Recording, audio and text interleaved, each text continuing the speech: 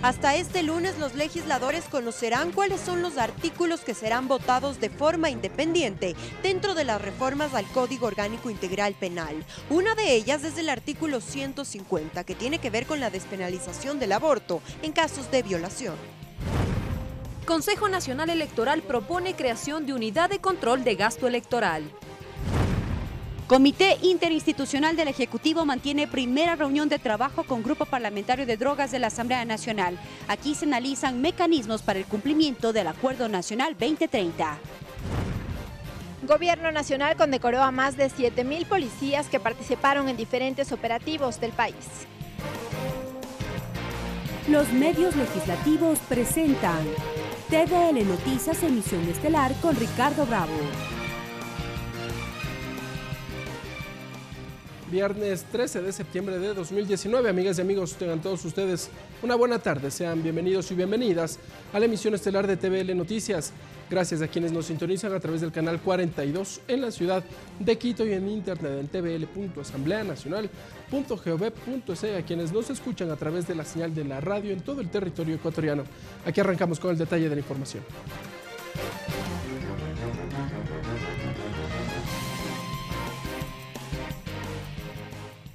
Hasta el próximo lunes, los legisladores conocerán cuáles son los artículos que se votarán de manera independiente en las reformas al Código Orgánico Integral Penal. El aborto no punible en casos de violación y el uso del cannabis con fines terapéuticos entrarían dentro de esta propuesta. El artículo 150 del Código Orgánico Integral Penal trata sobre el aborto. Este artículo es uno de los cuales se plantea una reforma para que en casos de violación, incesto e inseminación no consentida, el aborto no sea punible. La presidenta de la Comisión de Justicia, Jimena Peña, se manifiesta a favor de esta propuesta y dijo que debido a lo relevante del tema, este artículo será votado de manera independiente. Esta votación sería aparte. Nosotros esperamos votar el artículo 150 de manera independiente. Pero no solo este artículo será votado de esta forma. El asambleísta René Yandún y otros jefes de bancada se reunieron con la presidenta de la Comisión de Justicia para acordar la forma de votación. El tema del aborto que debía ser individualizado, igualmente lo del cannabis. Y finalmente, aquellos que están en duda simplemente tendrían que hacer una revisión. Es así que hasta el lunes los legisladores conocerán cuáles son las reformas que se votarán en grupo y cuáles de manera independiente. De las bancadas, en el sentido de que los artículos que no tienen ningún problema ni observaciones serían agrupados. 1, 2, 3, 4, los grupos que sea. En la reunión resolvieron también que los legisladores voten según su criterio personal y no por bancadas. Jimena Peña reveló que la mayoría de los asambleístas del movimiento Alianza País votarán a favor de la despenalización del aborto en casos de violación. Votará de acuerdo a su conciencia. Sin embargo, de acuerdo a lo que hemos conversado, tendríamos la mayoría de nuestros legisladores apoyando la reforma al artículo 150. Opinión contraria que mantiene René Yandún.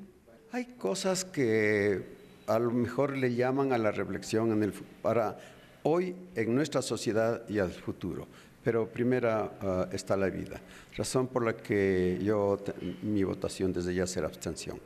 La próxima semana el Pleno del Parlamento debatirá y votará por el proyecto de reformas al Código Orgánico Integral Penal. El articulado recoge más de 80 propuestas desde el año 2017 que giran en torno al endurecimiento de penas, definición de tipos penales, lucha contra la corrupción, delitos contra la integridad sexual, desaparición voluntaria, aborto, tráfico de sustancias ilegales, entre otros temas que serán puestos a discusión de los asambleístas. Tatiana Sorenholzner, TVL Noticias. Y el Consejo Nacional Electoral propone la creación de una unidad de control de gasto electoral. Las autoridades del organismo esperan que las reformas al Código de la Democracia estén aprobadas hasta noviembre próximo. Según la presidenta del Consejo Nacional Electoral, Diana Tamaint, las organizaciones políticas deben sincerar sus recursos para el financiamiento de sus campañas, por lo que el organismo propone, dentro del proyecto de reformas al Código de la Democracia, la creación de una unidad de delitos electorales. Una instancia especializada que se dedique al control tanto del gasto electoral como del fondo partidario. La funcionaria sostuvo que esa unidad trabajaría dentro de la Fiscalía General del Estado o del mismo Consejo Nacional Electoral. Otra de las reformas que plantea el organismo es la posibilidad de que el candidato también figure como el responsable económico de su campaña electoral. Porque él de alguna manera conoce quiénes son sus aportantes y tiene que ser responsable solidario. Desde el Consejo Nacional Electoral, además, se busca modificar el método de asignación de escaños. El objetivo, según Atamaint, es eliminar las circunscripciones territoriales. Puesto de que la Constitución determina representaciones de carácter cantonal, parroquial, provincial y nacional. Por su parte, el titular del Tribunal Contencioso Electoral, Arturo Cabrera, indicó que también se busca acortar los plazos para los pronunciamientos de las acciones que propongan las organizaciones políticas. Nosotros estamos proponiendo la estandarización de plazos para poder desarrollar nuestra actividad con solvencia. Así como la reclasificación de sanciones. Las estamos reclasificando en leves, graves, muy graves, aquellas que se refieren solo a gasto electoral y otras que se refieren a las infracciones de los medios de comunicación, que como ustedes saben ya están previstas en el Código de la Democracia. Según los plazos del legislativo, el proyecto de reformas al Código de la Democracia estaría aprobado hasta finales de noviembre.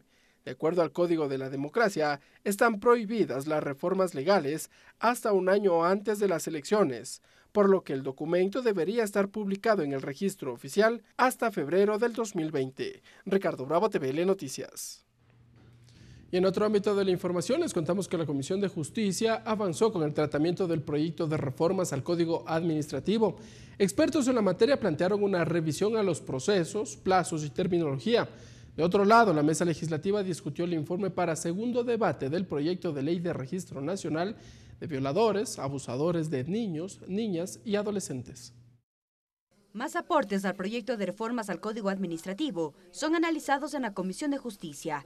El experto en Derecho Administrativo Jaime Villacreces contextualizó las limitantes de los administradores públicos con respecto a la terminología técnica. Por un lado, hay una confusión en cómo se debe contar los días, específicamente con respecto a los términos, los plazos, días hábiles, meses y fines de semana. También hubo observaciones al recurso de revisión.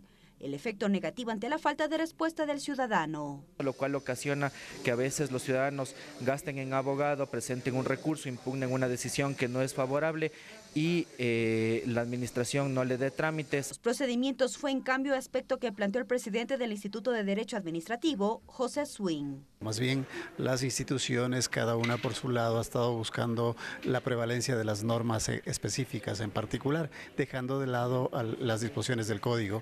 En otro tema, la Comisión de Justicia retomó el tratamiento del proyecto de ley de registro nacional de violadores, abusadores y agresores sexuales de niños, niñas y adolescentes. La legisladora Lourdes Cuesta explicó que al momento hay avances en la discusión, como el ente rector del registro, que estaría en manos de la Secretaría de Atención de Personas Privadas de Libertad. Sería manejado por la Secretaría, pero sí alimentado por otros casos, como por ejemplo el Ministerio de Relaciones Exteriores, Cancillería. ¿Por qué? Porque sí tenemos convenios con otros países que nos informan cuando este tipo de delincuentes ingresan al país. La próxima semana se prevé la aprobación del informe para segundo debate de esta propuesta. Mariela Logroño, TVL Noticias. La Comisión Ocasional de Niñez avanza con el análisis de las observaciones recogidas en territorio de cara a la elaboración del informe del libro primero del proyecto de reformas al Código de la Niñez. La comisión centró la discusión en derechos y deberes de los niños, niñas y adolescentes. El debate avanza en la Comisión Ocasional de Niñez de cara a la aprobación del informe del libro 1 de la reforma al Código de la Niñez. Sus integrantes discuten las observaciones presentadas en territorio. Uno de ellos, la disciplina positiva. Según el legislador Franklin Samaniego, existen varias propuestas, no solo sobre los derechos de niños, niñas y adolescentes, sino además de los deberes y obligaciones. Y la disciplina positiva implica que a los niños los veamos como sujetos de derechos. La escucha, la conversación, la disciplina con temas que no tengan que ver con la agresión física, porque la agresión física sin duda alguna es un tema que no es compatible con los derechos humanos, no solo de los niños. En esa misma línea entrará en debate el rol de la familia y la educación formal, lo explica la legisladora Karina Arteaga. Debe de ser un tema de doble vía, donde no solamente la familia le pueda asumir responsabilidades, sino que la escuela, la educación formal, también asuma responsabilidades que necesitamos asumirlos y que a lo mejor son roles que no los teníamos antes como maestros y maestras. Las visitas en territorio permitió visibilizar, según el parlamentario Ángel Simalesa, varias de las trabas que tienen las instituciones públicas para garantizar los derechos de niños, niñas y adolescentes. Uno de ellos, el tema de salud. Que el Sistema Nacional de Salud también se ve confundido, porque existen negativas. Yo no quiero recibir una vacuna. Entonces, si no quieres recibir una vacuna, ¿quién es el que va a responder por aquellas enfermedades que se vienen posteriormente? Una vez concluido el libro 1 como base, la Comisión de Niñez complementará el debate con los otros 2 libros que abordan temas como las relaciones familiares, sistemas de protección y niños en conflicto con la ley. Mariela Logroño, TVL Noticias. El Grupo Parlamentario de Desarrollo Fronterizo analiza el cumplimiento de la ley en esa materia. Los legisladores evaluaron el estado y funcionamiento de los aeropuertos en las provincias fronterizas. No se descarta la construcción de una propuesta de reforma a la normativa. Los integrantes del Grupo Parlamentario de Desarrollo Fronterizo continúan con el análisis del cumplimiento de la Ley de Desarrollo Fronterizo. En esta ocasión escucharon al director general de Aviación Civil, quien expuso, entre otros aspectos, sobre el funcionamiento de los aeropuertos en las zonas de frontera y el apoyo que brindan en las distintas áreas de difícil ingreso. La Dirección General de Aviación Civil desarrolla la infraestructura aeroportuaria, construye pistas, plataformas, edificios, terminales, optimiza zonas aeronáuticas y anexos. Implementar, optimizar y mantener equipos de radioayudas para la navegación aérea. Son 11 los aeropuertos operativos en la zona fronteriza, de los cuales algunos de ellos se encuentran en subutilización. Para ello, la Dirección de Aviación Civil también ha emprendido acciones. El plan de incentivos para atraer nuevas operaciones y reactivar los aeropuertos administrados por la DGAC, las nuevas operaciones domésticas y el incremento de frecuencias a los aeropuertos administrados por la DGAC. De su parte, los legisladores expresaron sus inquietudes, por ejemplo, para reactivar nuevamente pista en Macas. Además, los asambleístas indicaron que continuarán analizando los temas de cumplimiento de la Ley de Desarrollo Fronterizo, con el objetivo de iniciar con la construcción de un proyecto de reformas. Vamos a proponer inclusive algunas reformas que permitan potenciar la ley con un carácter más mandatorio. Según dijeron, principalmente analizarán la situación de las provincias del Carchi, Loja, Sucumbíos, Celoro y sobre todo el caso de los aeropuertos. Lorena Espinosa, TVL Noticias. Y en el marco del cumplimiento del Acuerdo Nacional 2030, el Grupo Parlamentario para la Prevención de Drogas de la Asamblea mantuvo una primera reunión de trabajo con el Comité Interinstitucional de Drogas, que está integrado por representantes de los Ministerios de Salud, Educación, Cultura, la Secretaría del Deporte y la Asamblea Nacional. En la cita, la titular del grupo, María Mercedes Cuesta, adelantó los temas que deberán ser evaluados, esto de forma permanente con el comité, como las competencias que mantienen los gobiernos autónomos descentralizados. En un primer acercamiento entre el Comité Interinstitucional y el Grupo Parlamentario de Drogas ya se llegaron a acuerdos, como la inclusión al Comité del Instituto Ecuatoriano de Seguridad Social y del Ministerio de Trabajo. La titular del Grupo Parlamentario, María Mercedes Cuesta, resaltó los aspectos que deberán entrar en debate. Citó, por ejemplo, las competencias de los GADs. Cada GAD tiene una problemática distinta. Es decir, el GAD de Pujilí no tiene la misma realidad que el GAD de Guayaquil. Quizás el GAD de Pujilí tenga una problemática de alcohol. Con el fin de profundizar el tema de drogas, el Grupo Parlamentario, conjuntamente con Parametría, llevarán a cabo talleres para que se pueda abordar técnicamente la problemática. El país debe tener una visión prospectiva en el tema de drogas, porque debemos saber cómo abordar primero el tema. No podemos hablar de drogas si no sabemos cómo abordar el fenómeno, con un enfoque de reinserción social. Yo creo que podemos llegar a acuerdo y mandar mensajes inmediatos, mensajes que son efectivos y que están en relación a la política social, no solo a política pública. Desde el Ministerio de Salud también se presentaron varias medidas que al momento se ejecutan. Tal es el caso de los municipios saludables. Considerando que están iniciando su gestión y que el acercamiento actualmente con los gobiernos autónomos descentralizados nos permite garantizar un trabajo por lo menos por 4 años, que dura la gestión de las nuevas autoridades. Las reuniones serán permanentes, las mismas que darán seguimiento al eje preventivo que plantea el Acuerdo Nacional. Mariela Logroño, TVL Noticias. Entrevista.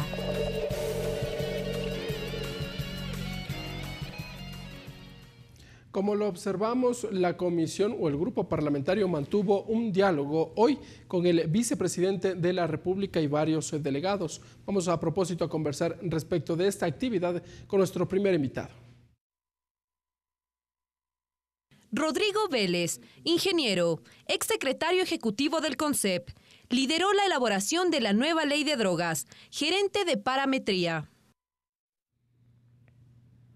Ingeniero Rodrigo Vélez, gracias por estar con nosotros en la televisión de la Asamblea Nacional. Muchísimas gracias, es un honor y un placer estar compartiendo este espacio con los ciudadanos y asambleístas que nos escuchan. Claro que sí. A ver, esta mañana el Grupo Parlamentario para la Prevención de las Drogas mantuvo una reunión con el vicepresidente de la República y los delegados, a donde usted también participó. ¿Cuáles fueron los ejes de este diálogo, de la conversación? Y claro, el tema central es la prevención de drogas. Correcto.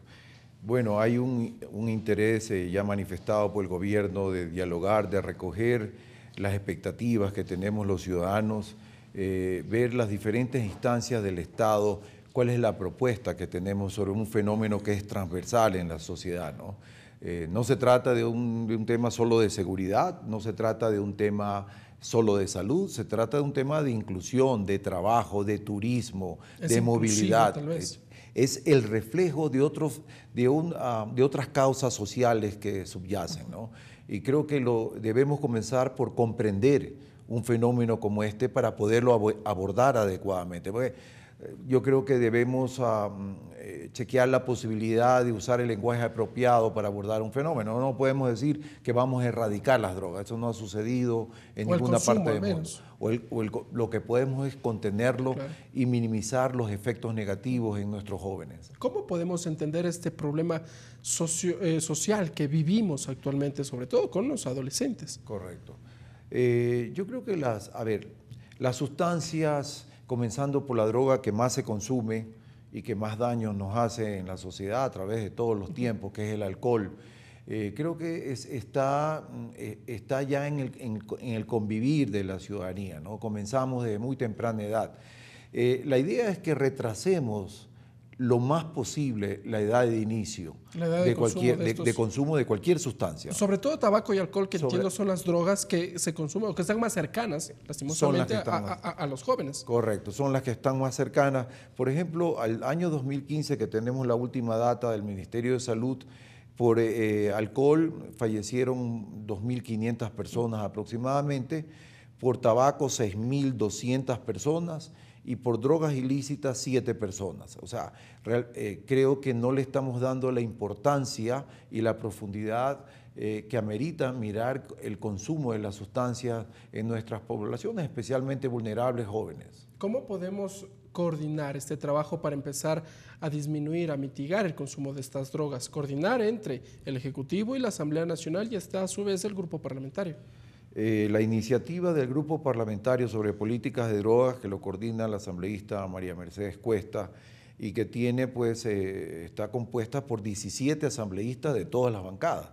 Este es un tema muy interesante, llamó la atención en Latinoamérica, y hace pocas semanas atrás tuvimos una reunión de parlamentarios de varios países latinoamericanos que vinieron a ver cómo funciona este grupo parlamentario, cuál es la hoja de ruta que se ha planteado, y nace entonces la propuesta, que lo hicieron los parlamentarios mexicanos, con las fundaciones de la sociedad civil mexicana para implementar una plataforma, una red de congresistas latinoamericanos para abordar el fenómeno drogas.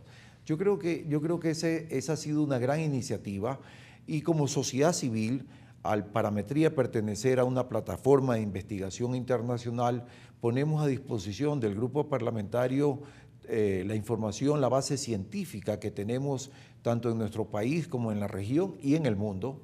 Hemos tenido pues algunos talleres, capacitaciones con expertos internacionales, con autoridades a nivel mundial que nos han venido capacitando al grupo parlamentario y a diferentes instancias del Estado ecuatoriano. La iniciativa del gobierno de dialogar, de ponernos sobre la mesa cuáles son los puntos importantes que tenemos que desarrollar para abordar adecuadamente el fenómeno, comienza por la información. ¿Ese es el primer paso? Ese es el primer paso. Yo le iba a consultar precisamente cómo empezamos a aterrizar, porque si bien es necesaria una coordinación de varias instituciones, ¿cómo empezamos ya a aterrizar para que este problema empiece ya de forma tangible a ser mitigado con la sociedad? ¿Cuál es el primer paso que tenemos que dar hacia ello? Correcto. Yo creo que todo parte como cuando uno va al médico, permítame hacer esa comparación, comienza todo por un examen, por un diagnóstico y luego viene la receta. No podemos dar una receta o una talla que se ajuste a todo el mundo. No es lo mismo la realidad de Guayaquil, donde tenemos el fenómeno del consumo de heroína, esta heroína sucia mezclada, que tanto daño está haciendo a la juventud allá, la H. No es lo mismo la realidad de Guayaquil que la realidad de Ibarra o la realidad de Quito. Tienen diferentes dinámicas en lo que respecta a los consumos de sustancias. Tenemos que levantar la información para saber con qué infraestructura contamos para atender salud, para atender educación, para atender inclusión. ¿De quién es la competencia? Tenemos que saber cuál es el nivel de consumo de las últimas encuestas que tenemos en el Ecuador, son del año 2015 y 2016, para poblaciones de 12 a 17 años. Pero está desactualizado. Estamos desactualizados. Claro. Estamos desactualizados, el mundo avanza, el mundo se informa y nosotros estamos quedándonos con una información de años atrás. Y este negocio criminal es un negocio que se mueve, que es dinámico y que va cambiando, evolucionando, ¿no? ¿Cuál es el rol que está jugando en este momento el Ministerio de Salud o el Ministerio de Inclusión Económica y Social? Le hago esta consulta porque en el mes de agosto, si la memoria no me falla, tuvimos la oportunidad de acompañar al grupo parlamentario que acudió a un centro de rehabilitación ubicado en el sector de La Vicentina, esto en el centro norte de la capital. Y claro, observamos ahí que el MIES, el Ministerio de Inclusión Económica y Social, realiza todo un proceso de acompañamiento para los jóvenes que tienen estos problemas de adicción. Y bueno, muchos de ellos estaban ya en la etapa de reinserción, que entiendo ya es la fase definitiva. Pero ¿qué pasa con los otros centros? Clínicas clandestinas, por ejemplo. ¿Cuál es el rol que están jugando allí estos organismos del Estado? Sí, lamentablemente la mayoría de clínicas que pretenden dar un servicio de salud están fuera del reglamento, no cumplen con los requisitos que pone el Ministerio de Salud. Ese es un problema que tenemos que resolver. ¿Cómo se lo resuelve? Hoy en la mañana, justamente en la reunión en la Vicepresidencia de la República, hemos conversado de posibilidades, de cómo han abordado en otros países, cómo damos una respuesta inmediata, rápida a la sociedad ante esta demanda. No podemos dedicarnos a construir, a inaugurar clínicas. Yo creo que tenemos que priorizar la prevención. Sin embargo, tenemos una población con consumos problemáticos de alcohol y otras drogas que tienen que ser atendidos inmediatamente. Muchos de ellos, desde su vivencia, habían señalado que empiezan por ahí, con el consumo de alcohol y de tabaco, y después, bueno, ya continúan con las adicciones, ¿no? Evoluciona hacia consumos que se van haciendo cada vez más problemáticos y comienzan a experimentar con diferentes sustancias. Yo creo que de una manera tenemos una red, hay una cantidad de psiquiatras, psicólogos que tienen sus consultas privadas. Podríamos sobre esa infraestructura de servicios, de profesionales, con ciertas adecuaciones, entrenamientos, capacitaciones, certificaciones por parte del Ministerio de Salud, se podrían activar inmediatamente. Y podríamos comenzar a atender a todos aquellos casos que no son problemáticos en el nivel de que necesiten internación.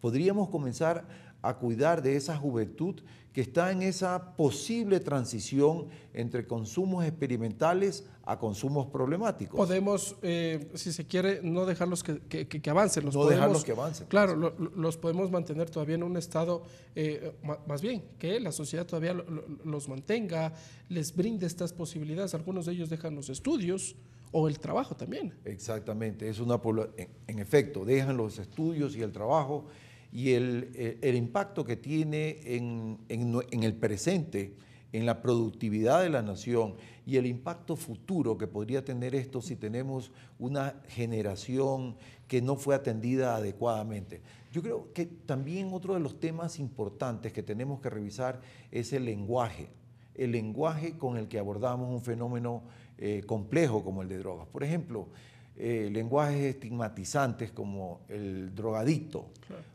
Y cuando sale del tratamiento es el ex drogadicto. O sea, lo seguimos estigmatizando. Lo seguimos estigmatizando. ¿Qué oportunidades de trabajo le damos a una persona que está estigmatizada en ese nivel? Yo creo que son usadores, son consumidores. Debemos comenzar a chequear si el tema de decirle no a las drogas ha tenido resultado en algún momento en la historia reciente del planeta, no solo aquí del Ecuador.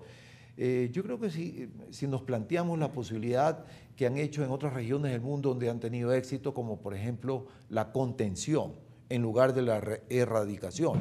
Veamos qué han hecho en otros países, qué ha dado resultado. Hay países que han manejado ya por 20 años políticas exitosas de contención y sacaron adelante una problemática. Por ejemplo, Portugal es un caso exitoso. Finlandia tiene otros componentes que podríamos aplicar. Ingeniero, no puedo dejar de consultarle o de hacerle la pregunta.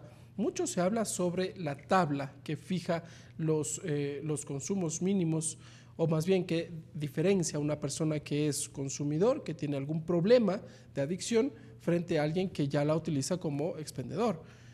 ¿Se puede eliminar esta tabla? ¿Es necesario hacerlo? Porque muchas personas, muchas opiniones se escuchan de que es necesario eliminar con esa tabla, y bueno, con eso también ya no vamos a tener tantos drogadictos, como se los dice, o personas con problemas, y que muchos de ellos también ya no irán a la cárcel, porque ese es el otro elemento que también se tiene. ¿Se lo puede hacer así, de esta manera, o necesita un estudio un poco más riguroso, un poco más técnico? Comenzando por lo último, yo creo que necesitamos un estudio riguroso, un estudio técnico, y veamos qué pasa en el mundo, qué están haciendo en otros países que han tenido éxito, quiénes manejan umbrales, quiénes manejan protección de derechos, porque para esto fue elaborada esta herramienta técnico-jurídica, pero hay un mea culpa, obviamente, de parte del Estado ecuatoriano. Lo comunicamos mal. En el fondo funciona. En el fondo, claro, funciona porque protege derechos. Está mal comunicado.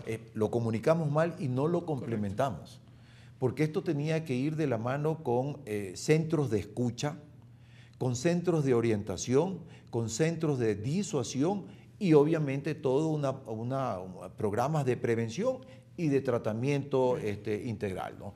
Nos faltó. No se complementó. Se pensó que haciendo una campaña de comunicación con elementos comunicacionales que de pronto no fueron los adecuados, la población iba a comprender que esta era una herramienta de orientación a los operadores de justicia. No se trataba de algo que está escrito en piedra o que está en la Constitución. Esta era una herramienta para los operadores de justicia, para que sean orientados las cantidades que podrían considerarse que un ciudadano indicaba que era de su consumo. Son tablas técnicas que son utilizadas en muchos países del mundo. De hecho, cuando se trabajó en la elaboración de esta, donde participaron todos los ministerios que tienen que ver en la materia, se comparó también la legislación, se comparó las normativas y las experiencias que tenían otros países que allá habían transitado por implementar esta herramienta. Muy bien, gracias al ingeniero Rodrigo Vélez, gerente de parametría, por estar con nosotros en la televisión legislativa. Un honor, muchísimas gracias por la invitación. Conversando entonces respecto del trabajo que lleva adelante el Grupo Parlamentario por la Prevención de Drogas. Nosotros, amigas y amigos, nos vamos a una pausa. Cuando regresemos tenemos más información. Regresamos con TVL Noticias, emisión estelar, luego de la siguiente pausa promocional. Continuamos con TVL Noticias, emisión estelar. Gracias, amigas y amigos, por continuar con nosotros en la emisión estelar de TVL Noticias. Vamos con más información.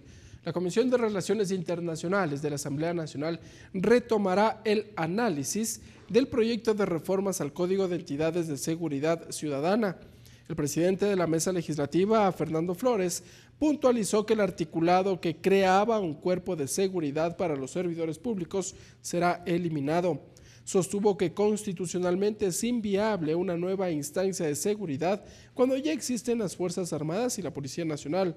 Por otro lado, Fernando Flores informó que la próxima semana recibirá al ministro de Defensa para conocer las acciones del gobierno central frente al anuncio de las Fuerzas Armadas Revolucionarias de Colombia, FARC, de retomar las armas.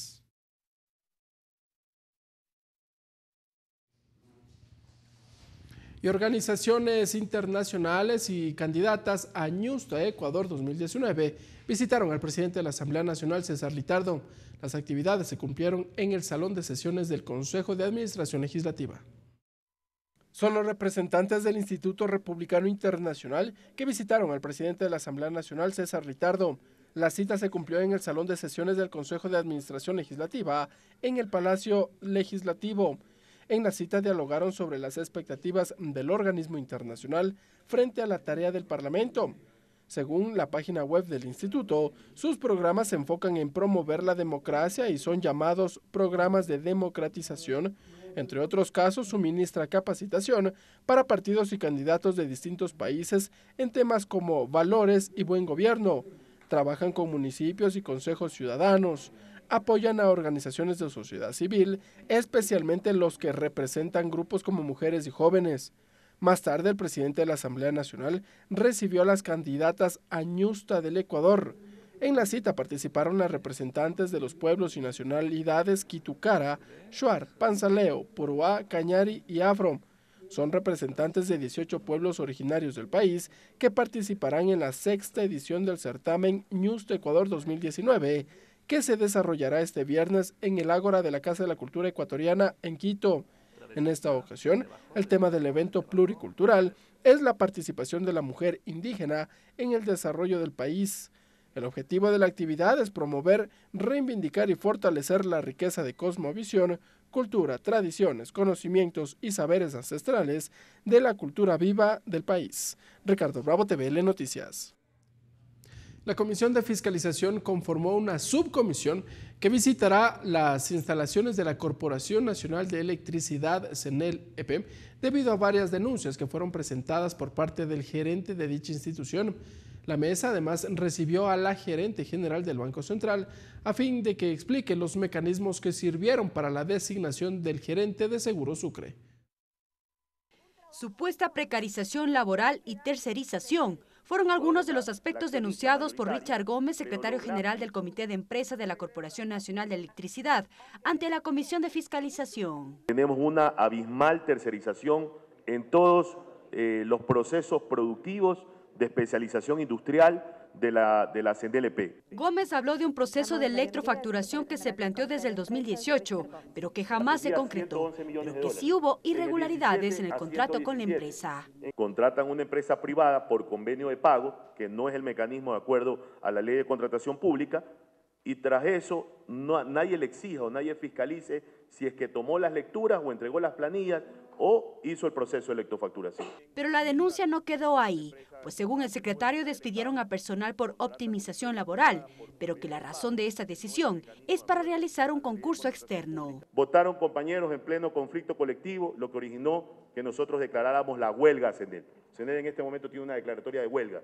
Los asambleístas de la comisión, tras escuchar estas irregularidades, decidieron conformar una subcomisión para la visita in situ y conocer la realidad de la empresa, pero además convocar a la Contraloría General del Estado. Para que vayan a inspeccionar y verificar y conversar con los trabajadores también. ¿Cómo es posible que se sigan contratando nuevos funcionarios y con sueldos exorbitantes?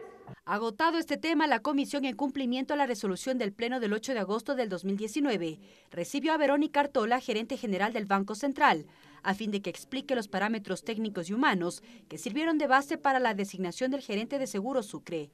La autoridad indicó que en el Estatuto Social de Seguros establece que el accionista mayoritario está a cargo de la Corporación Financiera Nacional, más no del Banco Central. Pero lo que sí podemos hacer como Banco Central, y tomo sus palabras, es oficiar a la CFN como accionistas nosotros directamente a CFN para que se pueda coordinar o hacer las acciones para que Seguros Sucre pueda cumplir todos los requerimientos que tiene que hacerlo como una entidad, como una aseguradora más del país. La Comisión de Fiscalización decidió convocar a más autoridades a fin de que expliquen sobre los mecanismos de designación de la gerencia de Seguros Sucre.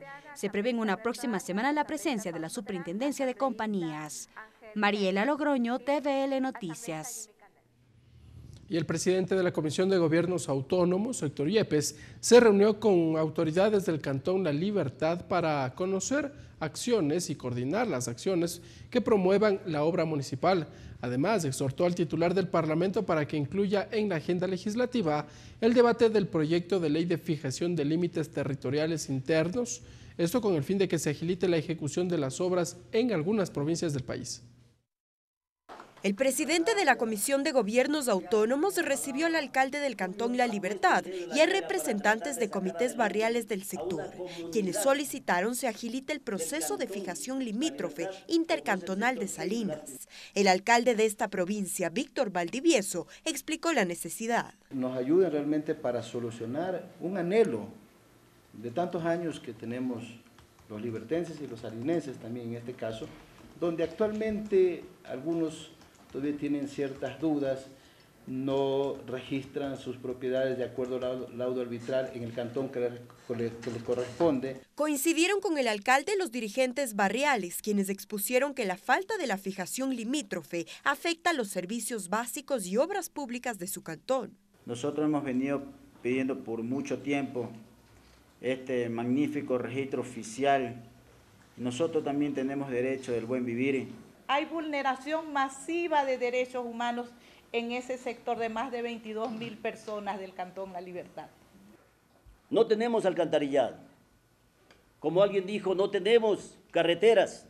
Al encuentro además acudieron los asambleístas de la provincia de Santa Elena, quienes ratificaron su compromiso para coayudar a la solución del problema. Y tengan la plena convicción, compañeros, que este tema hoy inicia y va a tener una solución lo más pronto posible. Hay la voluntad férrea de nosotros y sobre todo está en manos de esta comisión. Todos suscribieron un acta en el que se comprometen a dar seguimiento al tema y exhortaron al presidente del Parlamento para que agilite el tema del debate sobre el proyecto de ley de fijación de límites internos. Tatiana Sorenholzner, TVL Noticias. Y tras la denuncia sobre el decomiso e incineración de pescado anchoveta en Huaquillas, una subcomisión de la Mesa de Soberanía Alimentaria acudirá este sábado al sitio para conversar con los afectados. Para la próxima semana, en cambio, se convocó la presencia de varias autoridades para analizar esta problemática. Como resultado de la denuncia de la legisladora Mercedes Serrano, integrante de la Comisión de Soberanía Alimentaria, sobre presuntas irregularidades con funcionarios del Servicio de Recursos Pesqueros en Huaquillas, los legisladores Boris Estupiñán, Carlos Berman, Liuba Cuesta, miembros de la mesa legislativa, acudirán este sábado a la provincia del Oro, con el propósito de dialogar con los afectados, quienes revelaron la quema ilegal del pescado denominado anchoveta, que se utiliza para la elaboración de harina. En donde se escucha que hay mucho contrabando de por medio, más allá que hay contrabando, yo creo que hay mucha corrupción dentro de las autoridades de menor escala, dentro de las autoridades de los mandos bajos. La legisladora Mercedes Serrano además solicitó se convoque a la mesa a Iván Ontaneda, ministro de Producción, Comercio Exterior y Pesca, Nicolás Brandon, subsecretario de Pesca, Nericano Santillán, director de Control de Pesca, y al representante de Agrocalidad, a fin de que expliquen la ley y los reglamentos para la nacionalización de pesca extranjera. A la comisión a explicar cuáles son todos los procedimientos para la internación de este producto. O sea, no solamente de un solo producto en específico de pesca o de un pescado como tal, sino de todos los productos de importación que vienen desde Perú o desde Colombia hacia el país. Finalmente, la Comisión de Soberanía Alimentaria también conformó una comisión técnica interinstitucional, integrada por los legisladores Tangibera, Liuba Cuesta, Verónica Guevara, Carlos Berman y delegados del Ministerio de Economía y Finanzas, para analizar temas relacionados con la transferencia de recursos para el sector agrícola.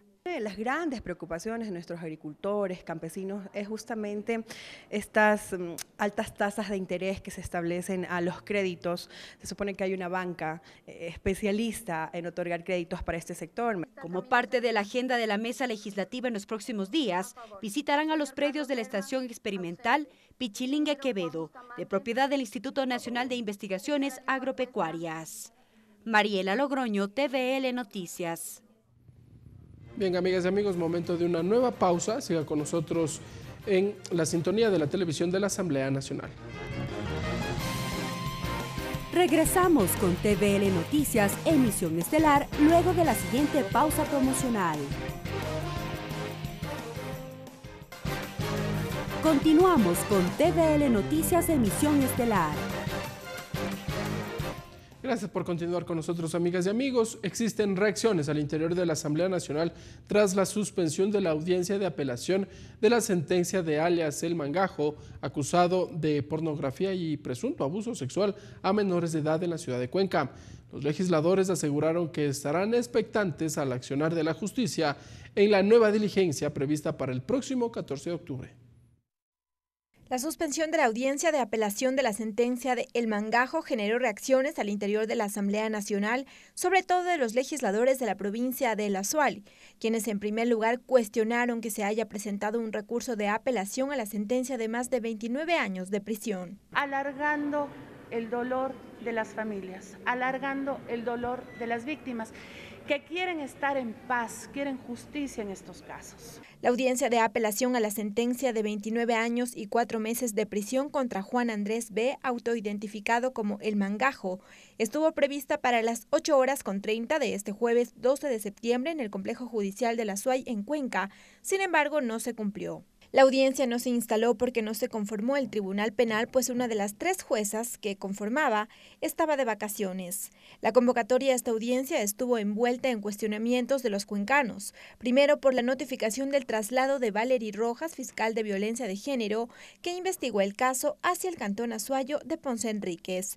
A los legisladores les llama también la atención de que desde la cárcel, alias El Mangajo, quien está acusado de pornografía infantil y abuso sexual a menores, tenga acceso a redes sociales y realice publicaciones desde sus cuentas. Hemos visto en estos días con asombro y con miedo cómo Juan Andrés Vintimilla Vega, alias El Mangajo, desde la cárcel, maneja sus redes sociales, publica videos en donde de forma absolutamente cínica hablan del traslado de la señora fiscal a un cantón distinto de la provincia de El Azuay.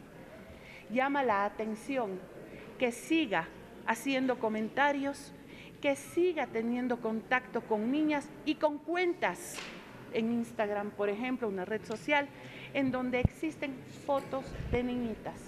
Por lo que dicen estarán vigilantes del accionar de la justicia. Y no podemos dejar estos casos en la impunidad. Sumo mi voz no solo como asambleísta Azuaya, sino desde el Grupo Parlamentario de los Derechos Humanos. La pregunta de por qué tienen estas prebendas, estas ventajas, cómo se permiten incluso amenazar en redes sociales a la Fiscalía. La nueva fecha establecida para la diligencia será el 14 de octubre de 2019. Lorena Espinosa, TVL Noticias. Y el Gobierno Nacional anunció un nuevo acuerdo en el marco de su diálogo sobre la seguridad social. El anuncio lo hizo en el marco de la presentación de nuevos créditos, dijo, para los sectores rurales de nuestro país. Tenemos los detalles en el siguiente reportaje.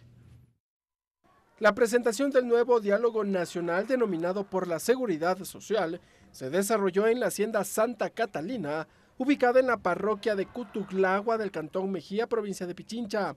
En el lugar se instaló una enorme carpa con una tarima y artistas que animaban a los asistentes, en su mayoría pertenecientes a la Unión de Organizaciones Indígenas del Cotopaxi, residentes en Quito, UNORIC.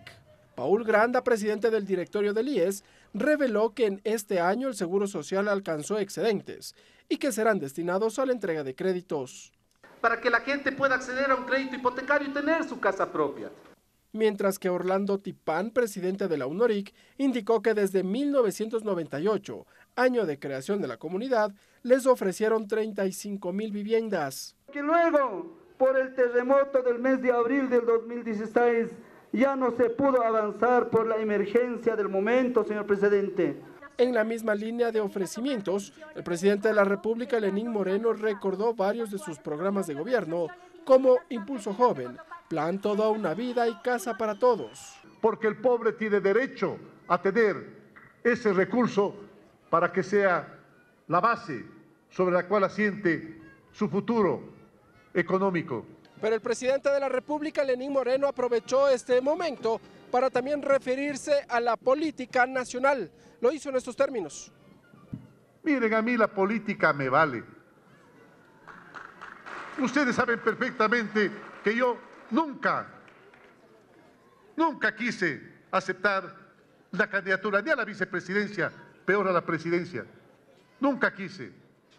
El presidente anterior, con muchas falsedades, mintiéndome acerca de la economía del país, fue a convencerme a Ginebra, donde yo estaba delegado de Naciones Unidas. Y dijo estar en contra de la reelección indefinida. Y cuando te corresponde estar acá, también el momento en que te toque irte con dignidad. Irte con dignidad. No estás pensando que te reelijan indefinidamente para siempre. ¿Qué somos, reyes? ¿Qué somos, emperadores? El diálogo nacional contó con la presencia de varios ministros de Estado, así como del presidente de la Asamblea Nacional, César Litardo.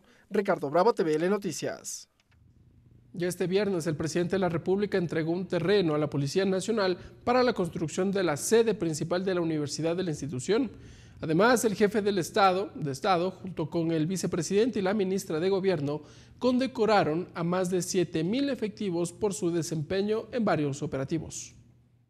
El Gobierno Nacional condecoró en Guayaquil a 7.600 efectivos policiales por su destacado desempeño en los operativos realizados en Buenos Aires y Imbabura para combatir la minería ilegal, en los 2 operativos Jaque Mate efectuados a nivel nacional y en las intervenciones carcelarias a propósito del estado de excepción. Seguro que merecen un reconocimiento especial, porque son los héroes que desarticulan lo peor del comportamiento de una sociedad. Las bandas de narcotráfico, las bandas de asesinos. Los reconocimientos los entregaron el presidente de la República, el vicepresidente y la ministra de Gobierno, María Paula Romo. Señoras y señores policías, esta ceremonia no solo es un reconocimiento a su valor, a su dedicación, al profesionalismo con el que han actuado, es también un acto de gratitud. Es una de las formas de decirles, en nombre del país, en nombre de las familias ecuatorianas, que confiamos en ustedes, que creemos en su trabajo. En la cita se firmó además un acuerdo mediante el cual el gobierno entregó a la Policía Nacional 2 terrenos que constituyen 21 hectáreas en la vía San Borondón, valorados en $12 millones, en donde se tiene previsto construir la sede principal de la Universidad de la Policía Nacional. Para que el policía tenga la oportunidad no solamente de formarse en la valentía, en la decisión, en el uso progresivo de la fuerza, sino que además tenga la oportunidad de adentrarse en el conocimiento profundo de la ciencia, en el conocimiento profundo de los principios. Tenemos un ambicioso proyecto que se va a sumar al valor y a la decisión de nuestros policías para tener mejores condiciones de profesionalización de nuestras unidades especiales y de manera ideal, señor presidente, otro ambicioso pero posible proyecto de tener una universidad de formación de la Policía Nacional. En el terreno también se construirán nuevas sedes para las escuelas de formación de los grupos élites, como el Grupo de Operaciones Especiales GOE, el Grupo de Intervención y Rescate GIR y la UNACE. Lorena Espinosa, TVL Noticias. Bien, amigas y amigos, de esta forma nosotros cerramos la emisión estelar de TVL Noticias. Que tengan una buena noche y un excelente fin de semana. Los medios legislativos presentaron TVL Noticias, emisión estelar.